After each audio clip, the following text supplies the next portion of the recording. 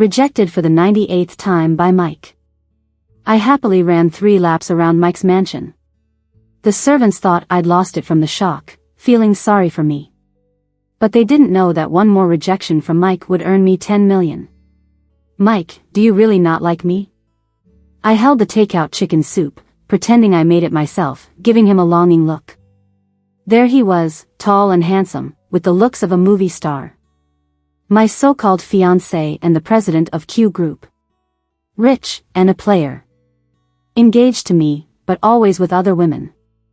Facing my 99th confession, he frowned in annoyance. Monica, no matter how many times you ask, my answer is the same. I watched him expectantly. As soon as he said those 3 words, I'd be free. The seconds ticked by. Holding the soup, I could hardly contain my excitement. At the 5th second, the handsome man finally said those 3 words, I don't like you. At that moment, I had never found words so wonderfully sweet. I cried, but inside, I was laughing. Still, I had to keep up appearances. I conjured all my sad memories just to not laugh out loud in front of Mike. Goodbye, Mike. I left the soup down with a heartbroken look, but internally, I was overjoyed. Your bank account has been credited with 10 million. In the bar bathroom, I fixed my makeup in the mirror. The look was too perfect to fake. But I had no choice. My new target, Chris the school bully, liked this look. His first love treated him as a backup, so he found someone like me as a stand-in. But now that his first love was back, Chris regretted it. I became a laughing stock at school. They said Chris only treated me well because I was a substitute. Any self-respecting person should know their place and leave early. But getting dumped by the bully again would earn me another 10 million. How can someone abandon money for dignity? So, I retouched my makeup, making myself look pitiful. Then I pushed open the private room door, and everything went silent. The bully and his first love sat together. I wore the pale makeup and the same dress Chris had given me, just like his first love. Even the hairstyle was Chris's preference. On my face was the perfect mix of shock, sadness, and heartbreak. So, I'm really just a stand-in, huh? Chris looked a bit panicked, but his first love tugged his sleeve and softly asked, Chris, who's this? The panic vanished from Chris's face, a classmate. Perfect. The 99th time. I tore off the white dress and left in tears. Sadness, I faked. Happiness, that was real. I earned another 10 million.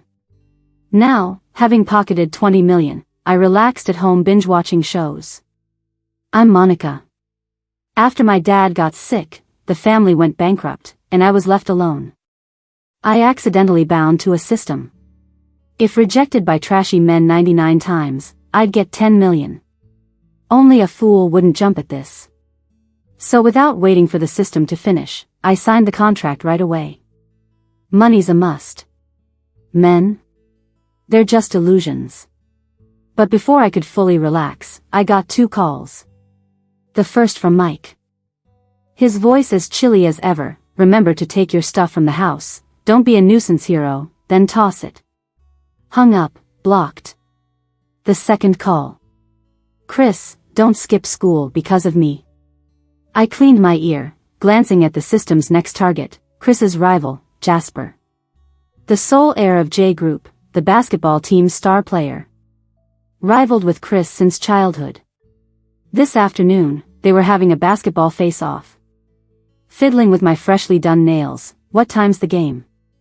The other end silent for a few seconds, a bit irritated, you coming to watch me play? Before I could answer, he continued, fine, come on over, I'll save you a front row seat. A bit of payback for the times we've spent. I rolled my eyes, barely holding back an insult. Gotta keep this guy around. I threw out all my white clothes, picking a body-hugging black outfit. Curves in all the right places. Nails freshly painted in pink and black. Sassy with a touch of desire. He liked the damsel in distress act to win men over. I preferred black, mysterious, dangerous. Applying lipstick, I watched myself in the mirror. Wavy hair replaced my straight locks, lazy yet chic. A photo of Jasper lay nearby.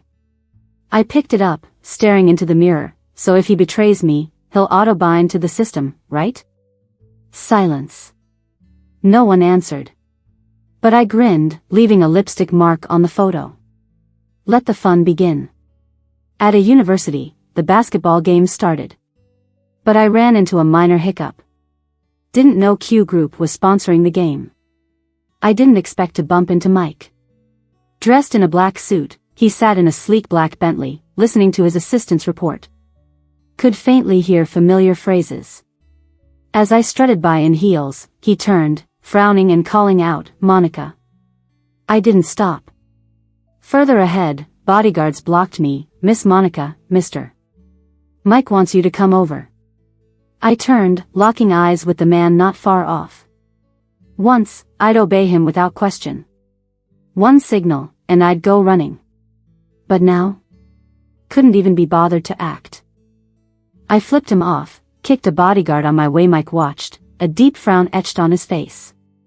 Inside the basketball court, the two campus heartthrobs were facing off. The place buzzed with excitement.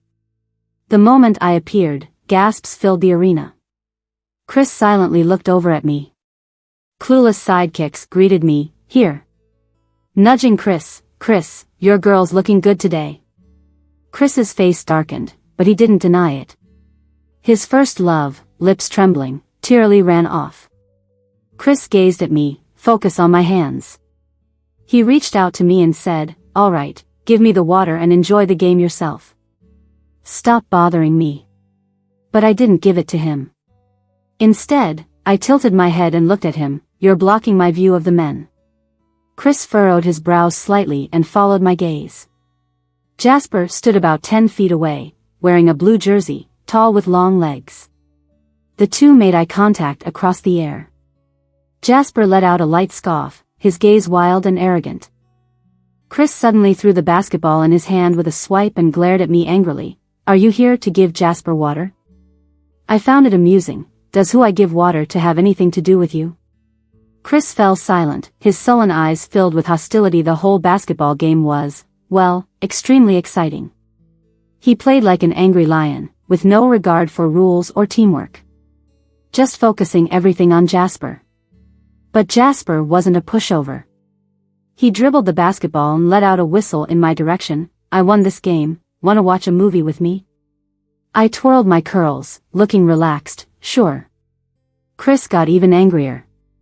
All his life, he'd never been humiliated like this. Because even if he used me as a stand-in, he hadn't formally broken up with me. So technically, I was still his girlfriend. Only he could betray me. I wasn't allowed to ditch him. The basketball court turned into chaos. Chris grabbed Jasper by the collar, veins bulging on his neck. "You dare touch my woman?" Jasper sneered, full of provocation. "Why wouldn't I? I'm not stuck on old flames or anything." Thud, the basketball hit the ground as Chris swung a punch at Jasper, fast and fierce. Jasper didn't hold back, retaliating with a punch. I watched the scuffle not far away, resting my chin on my hand. Sighed. What's the point?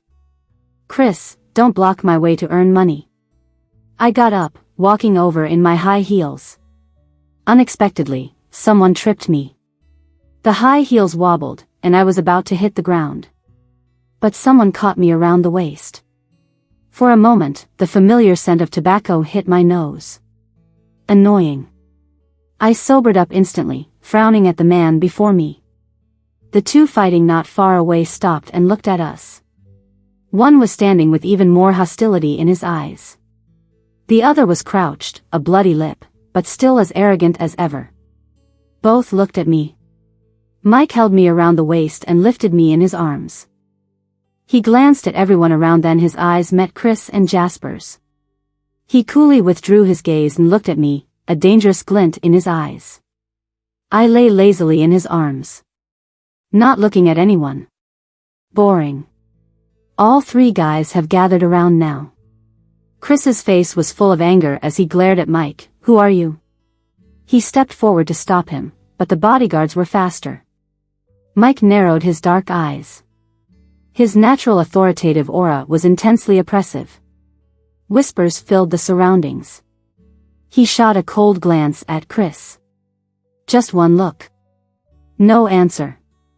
Or rather, he didn't think it's worth answering. Because to him, both Chris and Jasper were just kids. He looked down at me. As arrogant and confident as ever, you've gone through quite the trouble to get my attention. I lazily let go of my curls, looking up at him. Mike, if I remember correctly, we've been done for a while, right? Getting your attention? I chuckled. My brightly painted nails lightly scratched his chest. A smile filled with coldness and disdain. You've got some nerve. I pushed his chest away and flipped out of his arms. The high heels landed steadily on the ground. I didn't look at Mike again. What did he say when my family went bankrupt? He doesn't associate with failures. So even if I confessed 99 times, he never said yes once. When everything's fine, it's like we're a perfect match. When it's not, I'm just a failure. Well, Mike, to me, you're only worth $1 million. Mike's face turned completely dark. For the first time, the cold and noble president showed emotion. Quite rare. I stood tall, leaving everyone behind. Chris watched me steadily. Like a little wolf pup, ready to devour me. He gritted his teeth. Was he always around before me? That's a good question. I stopped, turned around and beckoned him over in front of everyone. He's tall, looking down from above. His eyes stormy with building emotions. But he restrained himself. Bent down slightly toward me. Like a gentleman, a gentle boyfriend.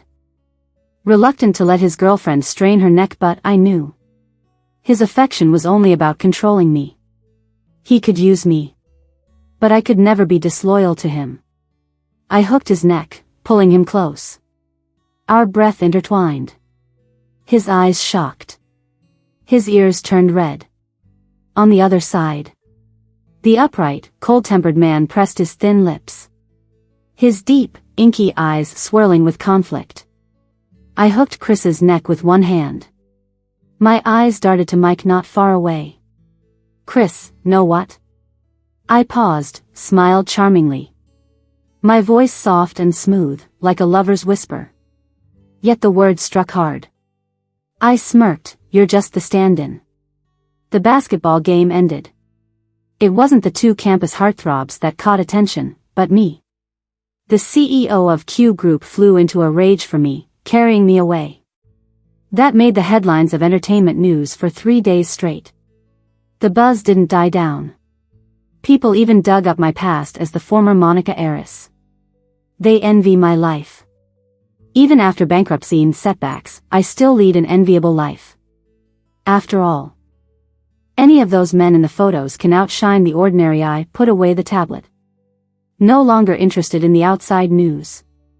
Sunlight streamed through the windows onto the floor-to-ceiling window. A dash of golden light fell on me. I raised my hand to feel the warmth. Footsteps approached behind me. A familiar scent again. A man's tall silhouette loomed over. His voice annoyed. Why aren't you wearing shoes?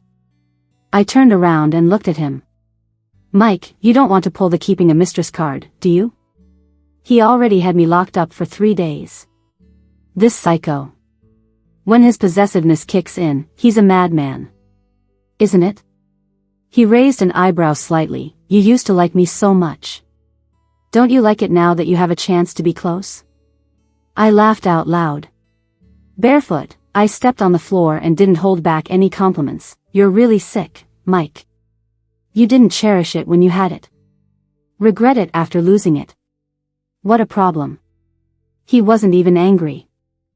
With his long, jade-like fingers, he gently untied his tie. A servant came over to take his suit jacket. Mike waved his hand and the servants withdrew. The room was left with just the two of us again. Barefoot, I watched as he held a blanket, crouched in front of me, his rough fingertip hooked around my ankle. In a voice neither warm nor cold, he said, "It's getting chilly in the fall, you get cold easily, don't always walk around barefoot." So he remembered my cold condition. But it's because of him I'm like this. I curled my lips into a sarcastic smile, watching this high and mighty man bow down and cover my feet. How ironic. Mike, I called his name casually. A player's comeback story is pretty lame. You're not thinking about chasing me again, are you? His hand paused. I lifted my leg, withdrawing it from his grip, and lightly stepped on his fine-tailored suit pants. The man's breathing suddenly deepened. I poked absent-mindedly, Mike, you can't like me. Nightfall came. The last bit of sunset faded away, and silence engulfed us. The man's breaths grew heavier. He gripped my mischievous ankles suddenly, pulling me down.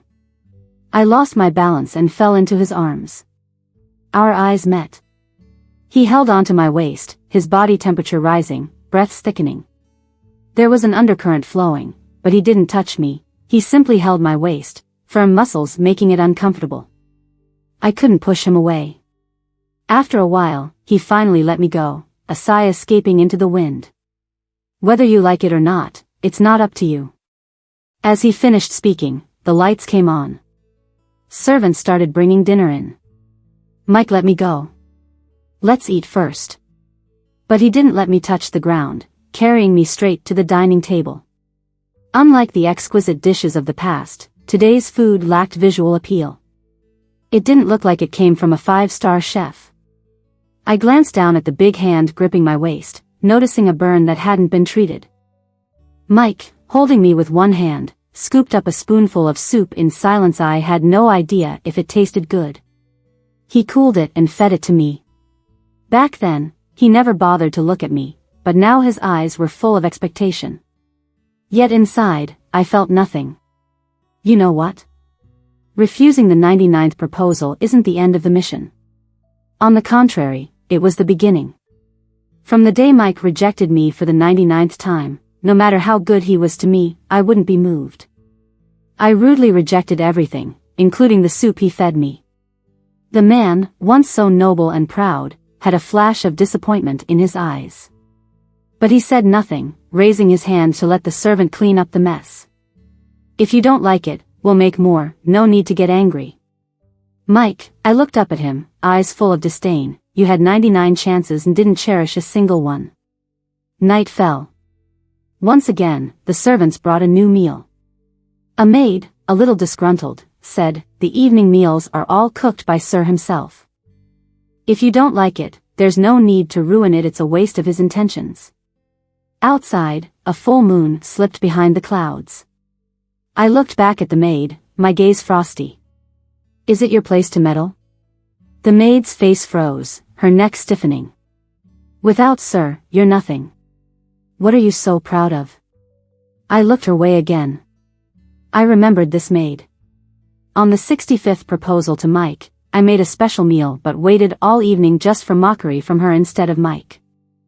They, with Mike's tacit consent, tossed my cooking to the dogs, telling me I was delusional. A fallen phoenix worse than a chicken. How could high and mighty Mike marry a bankrupt Monica? Resting my chin in my hand, I told her, "Thanks for reminding me. With Mike, I can do whatever I please." The maid got dismissed.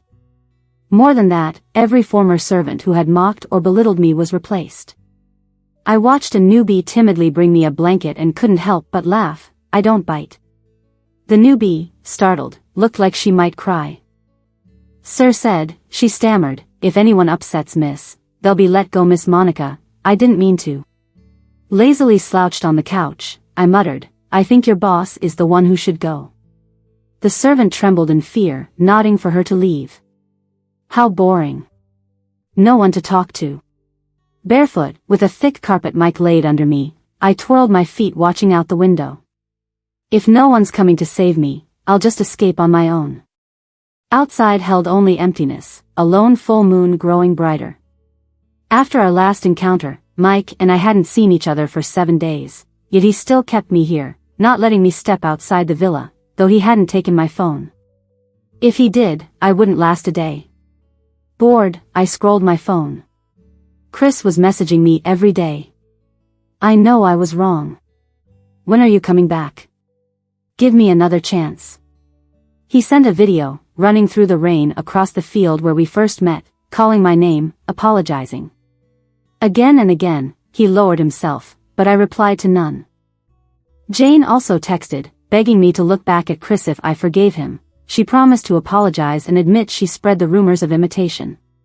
But what's the use? The hurt was from Chris. So, I chose to ignore it. Forgiveness? That's for God. But then Chris's video call came through. Bored, I picked up, but I stayed silent. Chris was drunk.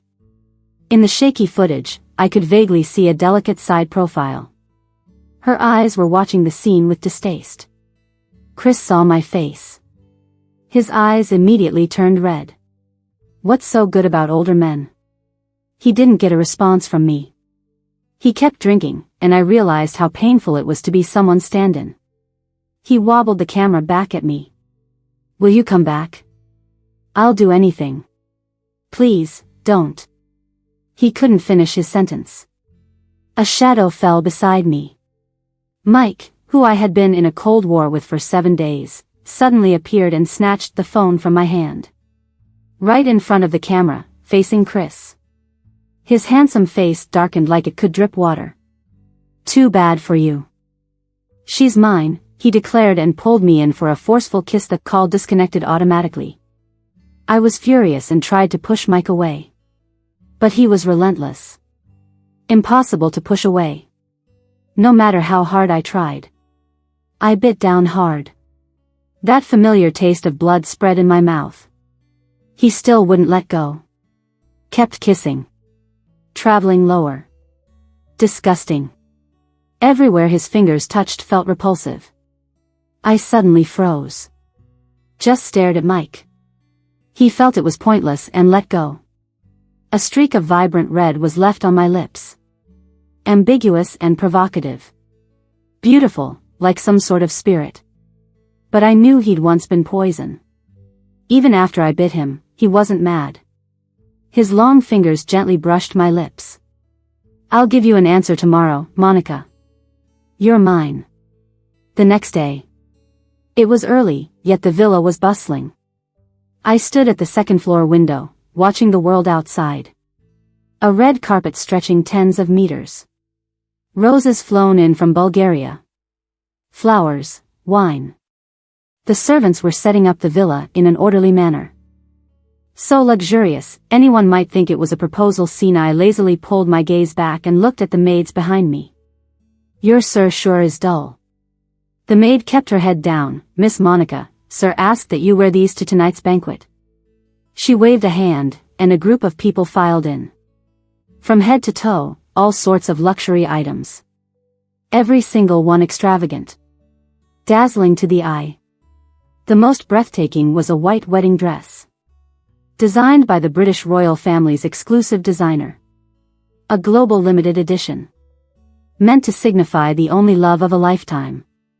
For the 32nd time, I had shown this wedding dress picture to Mike, saying, if we ever got married, I'd love to wear this dress for him. How did he reply back then? Hopeless dream. The maids dressed me up in the wedding dress. A top team of stylists, flown in from abroad, did my hair and makeup. I looked at myself in the mirror.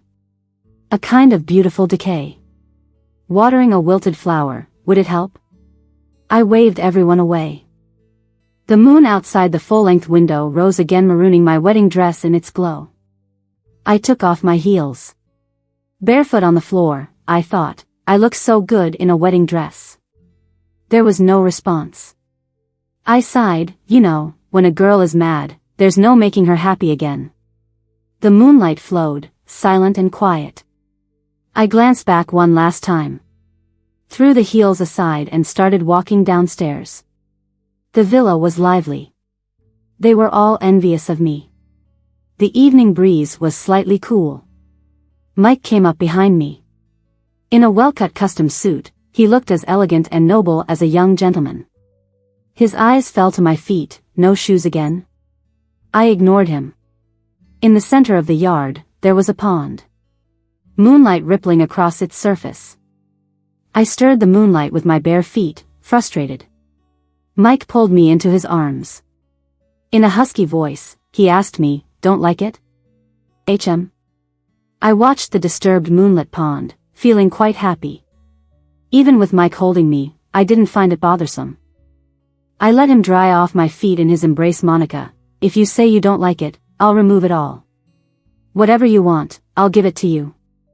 I kicked him away. Suddenly, music started playing. The projection in front of the villa automatically played a video. Mike had compiled all the times I confessed to him.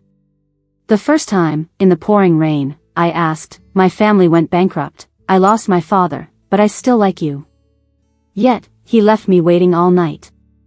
The second time, I spent my first earnings from a part-time job to buy his favorite tie. "Mike, this is my first paycheck, it means so much, Mike, I like you." The tie ended up in the trash. The 18th time. "Mike, I won't become a burden, I'm working hard. Look, I got first place, I like you." The certificate was torn to shreds. The 42nd time. "Mike, you're sick, I'll take care of you, I'll learn to make chicken soup, Mike, I like you." The soup was spilled. The 75th time. "Mike, today they asked me, I'm supposed to be your fiancé, why are there rumors with others, but Mike, I still trust you, I like you yet." He made me wait over and over. The 99th time. "Mike, do you really not like me?" "Monica." The music stopped, and the video ended. Mike stood behind me. All the things I'd confessed to him about were neatly presented before me. The way he looked at me was deeply loving. 99 times confessed, I'm answering you now, okay? I stayed silent. The moonlight flowed quietly. He laid everything he owned in front of me. "Monica, your family may have gone bankrupt, but you still have me. You're not my burden. From now on, I'll wear your tie to work every day.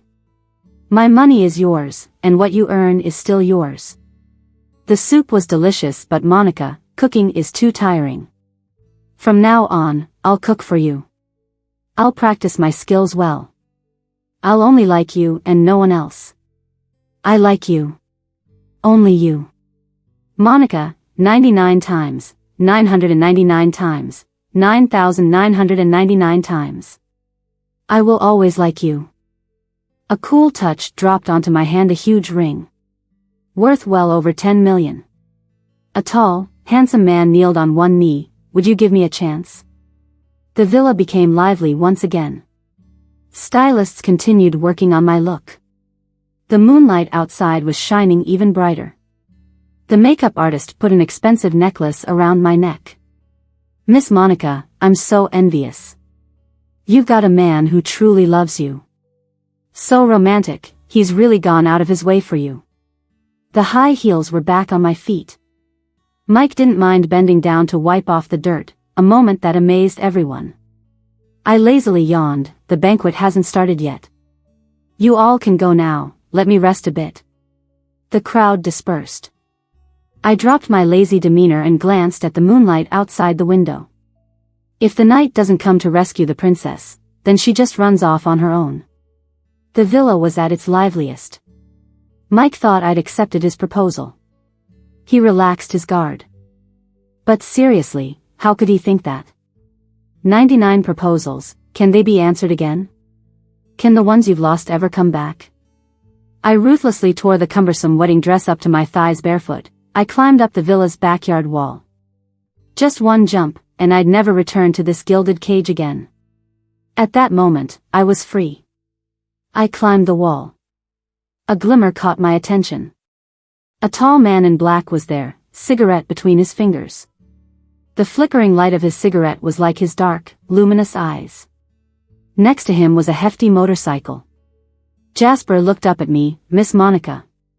His gaze settled on my exposed thighs. "Wow, you're such a rebel." I pressed down my dress and bossed him around without hesitation. "Since you're here, catch me." He chuckled, tossing his cigarette aside. "Okay, you've spoken. How can I refuse?" He stood beneath the wall, arms open toward me. The moonlight shone even brighter. I leaped. He caught me securely. In a low voice, he teased. You trust me so much. Aren't you afraid I wouldn't catch you? Nestled firmly in his arms, I looked up at the sky. See, the moonlight is beautiful. He glanced up at the moonlight and chuckled softly. Miss Monica, is this a confession? I withdrew my gaze, straightened my torn dress. His flirty voice came again, too hasty. I won't agree. I was taken aback, then smiled at him. Jasper, lend me your coat. He shrugged off his coat with one hand and offered it to me. Tossed a helmet over too. Wanna go for a ride? Looking at the helmet in my hand, I teased. Aren't you afraid of Mike coming after you? He swung a long leg over the bike, gestured for me to get on. Miss Monica, the moonlight's romantic. It's a shame not to linger. The wind roared in my ears. Jasper rode the motorcycle through the whole city with me. No interruptions. It was all freedom. The bike roared past schools. Chris with a hangover stared with cold intent. His first love stood pitifully beside him. Chris's sidekick couldn't believe seeing me hugging Jasper's waist. The motorcycle whizzed by. Jasper wore a smug smile at the corner of his lips. Hold on tight, Miss Monica. I hung on tight, with no fear. Jasper, faster. The moonlight was extremely romantic. The bike sped up to an extreme pace. Mike caught up. My wedding dress fluttered in the moonlight. The crown fell, long curls swept by the wind. Clutching Jasper's waist, I asked, Are you scared? His eyes were wild. I don't have the word fear in my dictionary. As a challenge, Jasper zoomed the bike right past Mike's Maybach. And I felt the rush of freedom. At that moment, there was unprecedented relaxation and joy. We drove far until reaching a mountaintop. He turned off the engine. We were closer to the moon. The light above felt within reach. Jasper, let me tell you a story. When I was 18, my family went bankrupt. I waited outside Mike's place all night just to ask him to save my dad. But he didn't help and broke off our engagement overnight. I begged everyone. In the end, I watched my dad die because no one helped before. Under my dad's protection, I acted like a spoiled princess. After bankruptcy, everyone pushed me down. Even Mike didn't want me. Amid the rushing wind, I looked at Jasper. You know, people like me, once they're down, have many who want me dead. Jasper lit a cigarette, his chiseled features flickered through the smoke. He looked intently at me. Do you trust me? What? The wind is loud. He took a deep drag. I said, follow me, and no one will dare bully you. Whether it's Chris or Mike, my family can handle it. I didn't answer.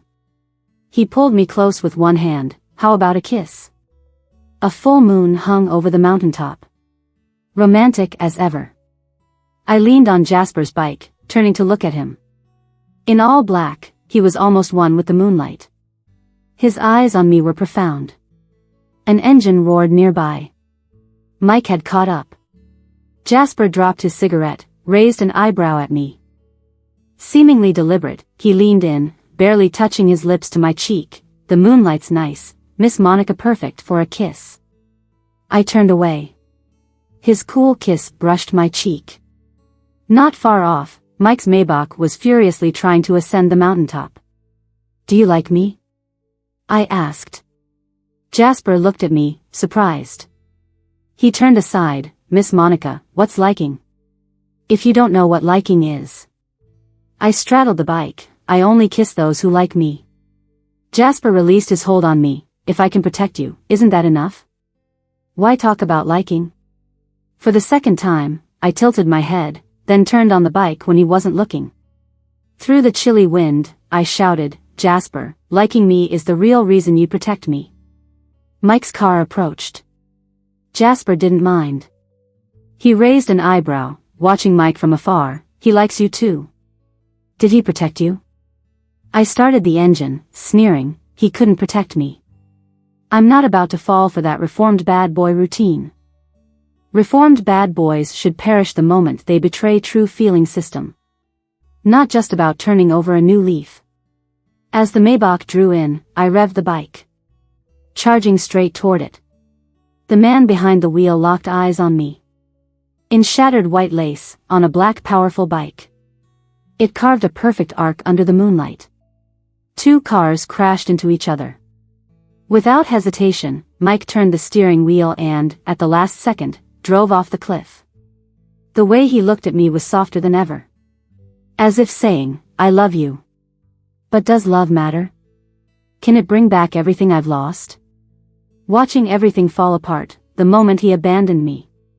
There would be no love between us again. I fired up my motorcycle again and followed. Mike's eyes widened with fear. But his fall was too fast. He couldn't do anything. I wanted him to never find peace, even in death. To watch the person he loved most die right before his eyes. To feel the pain I once felt. Jasper was yelling behind me, "Are you nuts?" I smiled. You know what? I won't fall for any man's system kicks in the moment a man feels sorry for me. As soon as he even thinks of betrayal, the system binds automatically. 97 left. Monica. As I fell rapidly, someone was calling my name. I stretched my body freely. Look at the beautiful moonlight. The mountain breeze was holding me. The white wedding dress fluttered in the wind. But I wasn't afraid at all. 3 years ago, when I was cornered with nowhere to go and thought of jumping, the moonlight was just as beautiful. But people are so cruel. Those people who wanted me dead. They loved me, used me, then abandoned me. Arrogant, laughable. Thinking they could play me like a toy. Merciless. If I felt even a flicker of emotion, that would be the end of me. But I never get moved. The beauty of the moonlight, it's a blessing. I closed my eyes, embracing the thrill of the quick descent. At the last second of my fall, a pair of huge white wings came to me under the moonlight. The man's cool hand held my waist, and as he lifted me, he folded his wings away. We landed smoothly. He waved his hand, and the wreckage on the ground vanished. I opened my eyes. He stood there in the moonlight, all dressed in white.